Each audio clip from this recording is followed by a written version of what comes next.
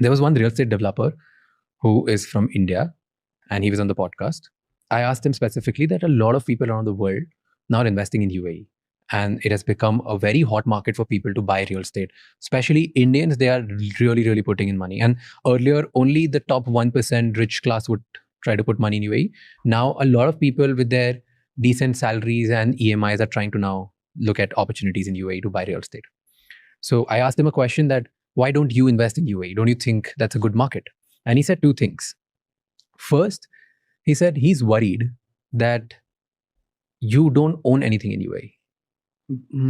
It's like managed by the royal family rulers. Okay. If anything goes down, they'll put out some statements and the things will go up again. Like they control certain market because their word, you have to buy it on the face value. We don't nationalize anything. And the reason why there is the UAE is because we have very specific areas where you have freehold or a very specific ownership structure. Okay.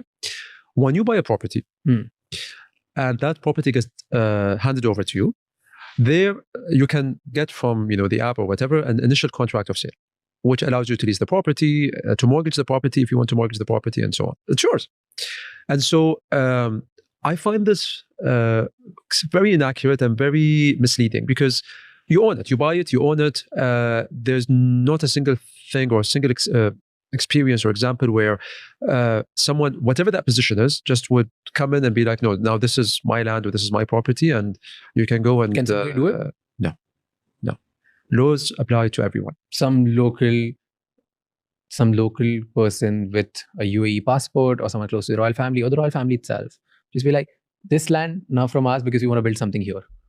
And then just away. Bye. You mean if someone already owns it? Yeah. No, they would be offered a very reasonable price if that was really the case. And they still have the decision to sell or not to sell. So if you are doing a project and you... But isn't it because it's run by the rulers? Then they can do... That's not like proper government or democracy. You can't challenge it anywhere in the international court. I'll give you a very specific example. One of my biggest struggles, not struggles, but one of the things that I get requested but I can't do much about is, can the ruler intervene with a court ruling to, for example, reduce the sentence or allow this person to go back to their countries or whatever? And I cannot do it. You cannot do it. The only thing that happens is during Ramadan or during one of the two Eids, that the ruler would have a list of prisoners to be released from the UAE prisons.